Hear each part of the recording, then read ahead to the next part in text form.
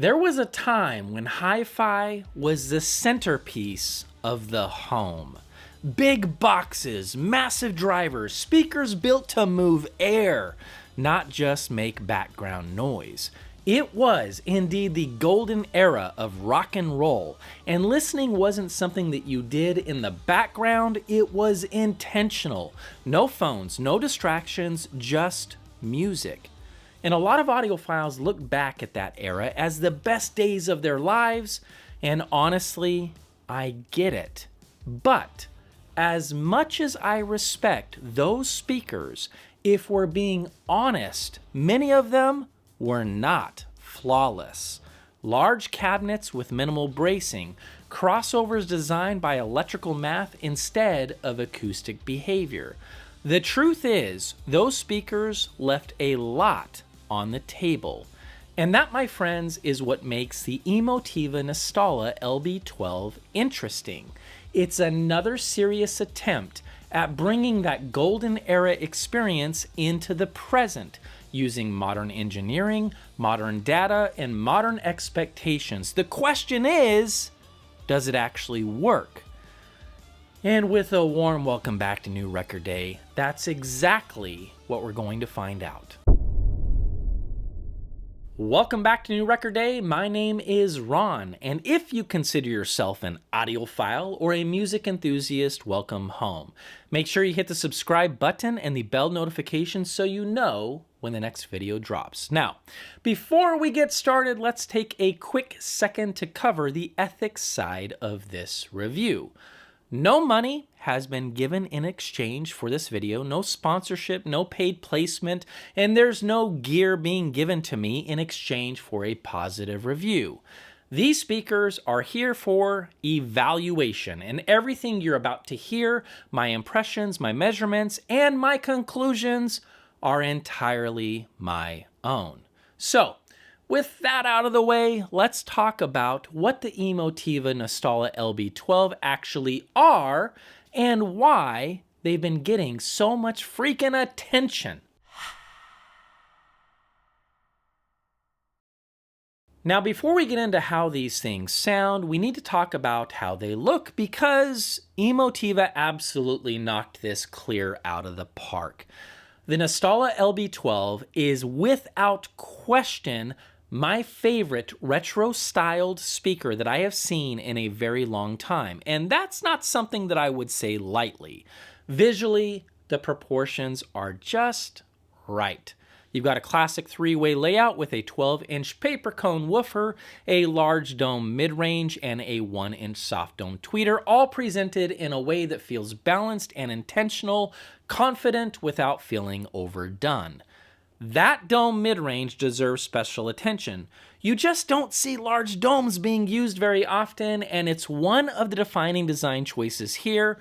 I'll get into the sound later, but I'll say up front, I really like what that dome is doing, especially through the vocal range. Taking a look at the front, Emotiva went with dual front firing ports, which is a smart real-world choice. It makes placement more forgiving and lets you enjoy that big woofer energy without needing to pull these deep into the room. Of course, if you have the room, then pull them deep into the room. On the back panel, you'll find toggle switches for the tweeter and mid-range, clearly labeled and easy to access. These aren't heavy-handed tone controls, folks. No, they are there for subtle fine-tuning based on room acoustics or personal taste, and I appreciate that Emotiva kept them restrained rather than turning them into a silly gimmick. Another thoughtful touch is the integrated stand built into the bottom of the cabinet, complete with rubber bumpers. It gives the speaker the correct stance and tilt while also protecting your floors, so no need to immediately start shopping for platforms or footers. Emotiva also includes 2 sets of magnetically attached grills in the box, one cream colored and one neutral gray. The cream leans more into the classic and vintage territory, while the gray feels a little bit more modern, and honestly, they both look fantastic. In terms of physical presence, these speakers are substantial. Each one weighs right around 70 pounds, and they measure roughly 30 inches tall, about 15.5 inches wide, and just under 15 inches deep. They feel dense, solid, and confidence-inspiring. Exactly what you want from a speaker built around a 12-inch woofer. And yes, folks, all of this comes wrapped in a tidy retro package that feels balanced and intentional, paying respect to the old guard with one hell of an upgrade in the looks department. And while the design alone makes you want to sit down and listen, the real question is, how do these things actually sound? So let's talk about that.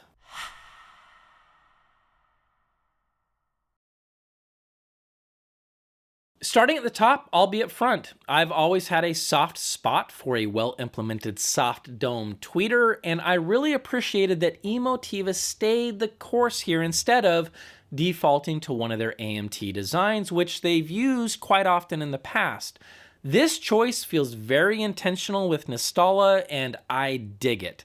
There is real treble extension on tap, but it's delivered without edge, grain, or artificial sparkle.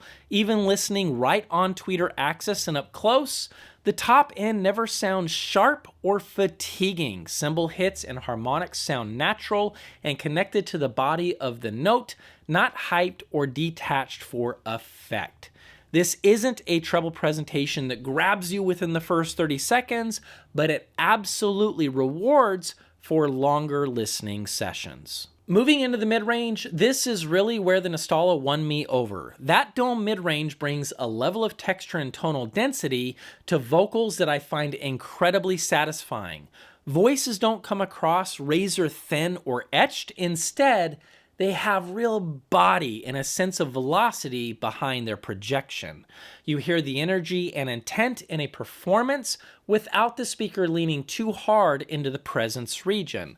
There's no shout, there's no glare, just a very natural human presentation that lets phrasing, inflection, and dynamics come across through this speaker effortlessly. It's the kind of mid-range that makes you want to keep listening to vocal after vocal after vocal after vocal because, well, it just sounds right.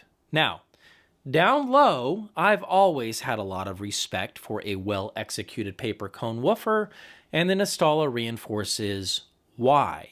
There is plenty of resolution in the bass with these speakers, whether we're talking about electric bass or upright.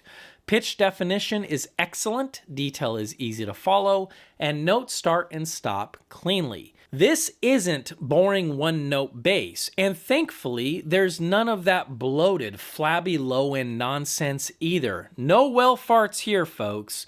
The bass stays tight, articulate, and well integrated with the mid-range, providing a solid foundation without ever stepping on the rest of the music. Taken as a whole, the Nostala comes across as balanced, coherent, and confidently voiced. Nothing jumps out at you and nothing feels missing. It simply presents music in a way that feels natural, honest, and easy to live with. So while the overall tonal balance of Nostala is very much up my alley, soundstage and imaging are where things get a bit more nuanced, and this is worth talking about honestly. So, the Nostala has a fairly wide baffle, and it is built to a price point. There's going to be some cheap parts in here. I believe, and it has been my experience, that those things can hold back a speaker in the imaging and soundstage department, and in my room, I did find that instrument localization could at times feel like it was coming from the speaker rather than fully detached and floating freely in space. It's not that the imaging was veiled or vague or unfocused, it's more like the images can feel like they are speaker bound. It's tied to the speaker, especially compared to narrower baffle designs with high-end parts that tend to disappear more easily. I did experiment with tone quite a bit. Pointing the speaker straight into the room helped improve stage width and allowed images to relax and spread out a little bit more, but In doing so came a trade-off. I lost some clarity and some detail and some focus. So look, here's the bottom line. We've got a wider baffle. It's going to take some time to get these dialed in. And even when you do, I don't think these are going to be the perfect speaker when it comes to soundstage and imaging. I couldn't get these to totally let the performance go, and that's going to be a trade-off here. Tonal aspects, fantastic. You're going to slam these up against the wall and do some rock and roll, have at it. You're going to have a ton of fun. If you're going to pull them 6, 7, 8, 9 feet into the room and you have a listening room that is treated and you want to hear soundstage and imaging, I think there are honestly better options out there. It's no dig against Emotiva. A large part of this is the design of these speakers and what they're going for. And so that's that when it comes to imaging and soundstage with these guys.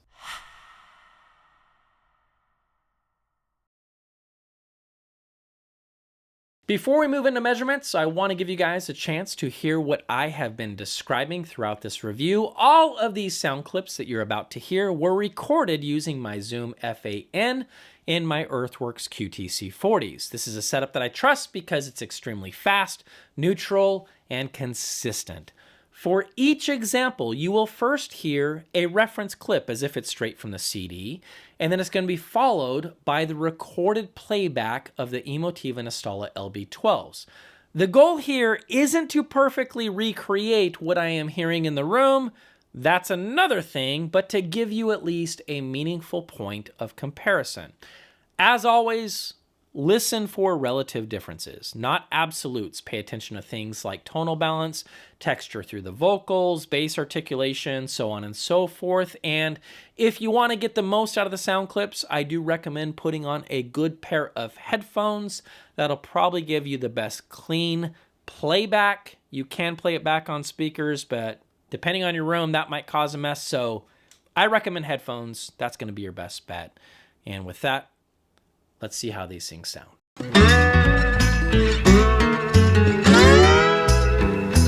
Engineer, where are you headed?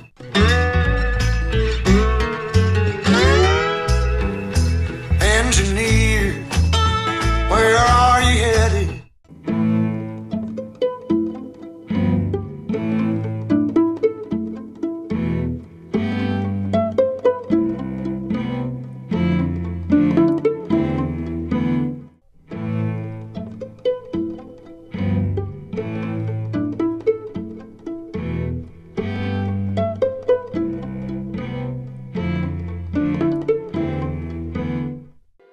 No hubiera pensado que yo me iba a enamorar jamás. No quería saber nada más, nunca más. No hubiera pensado que yo me iba a enamorar jamás. No quería saber nada más, nunca más.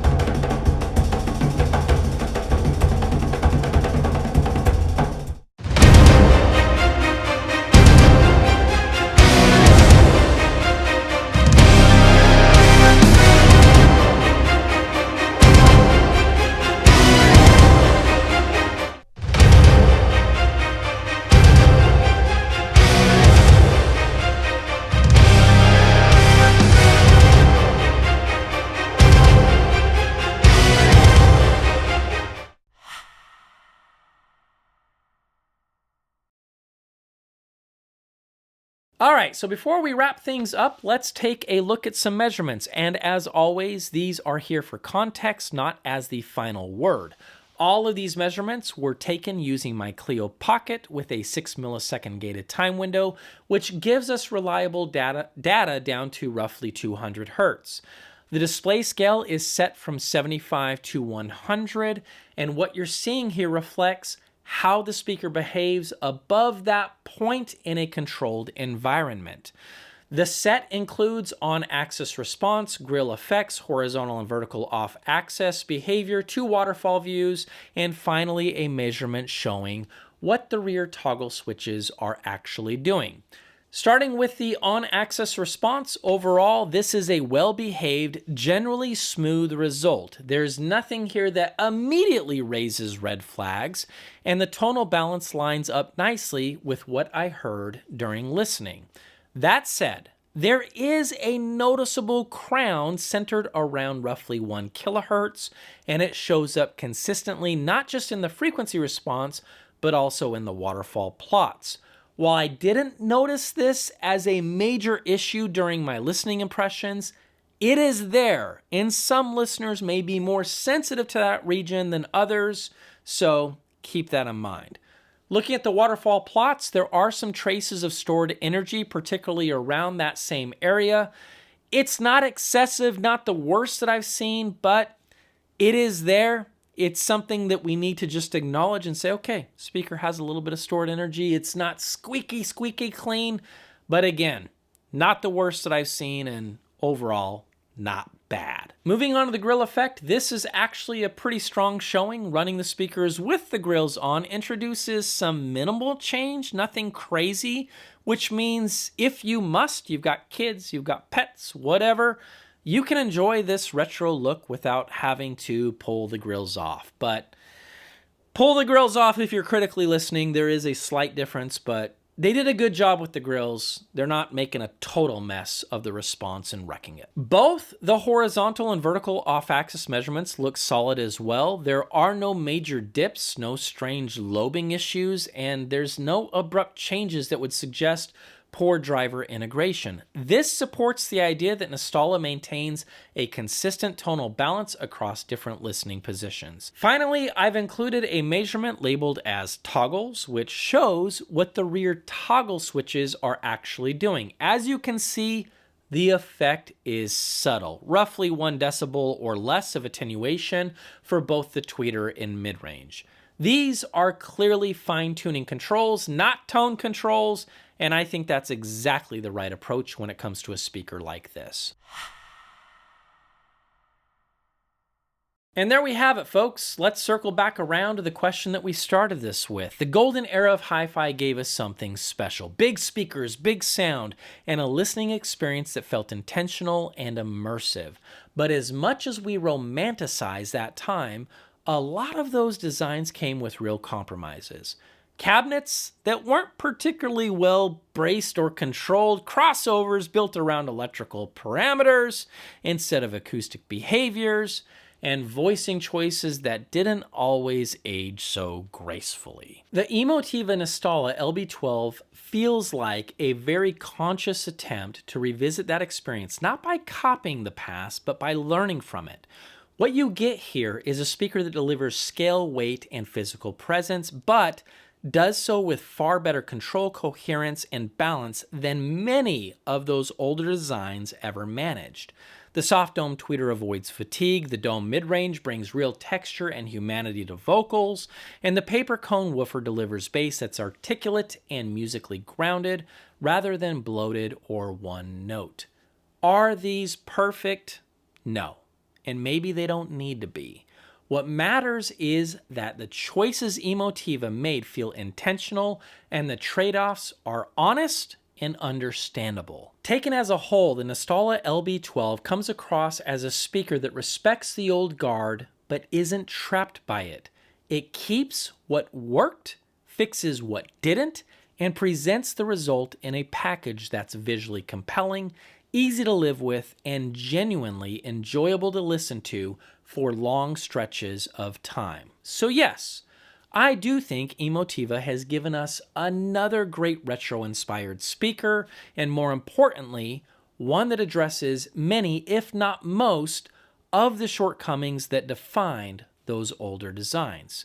If you're drawn to that classic big speaker experience, but you want something that's been thoughtfully updated for modern rooms, modern expectations, and modern listening habits, the Nostala LB12 absolutely deserves to be on your short list.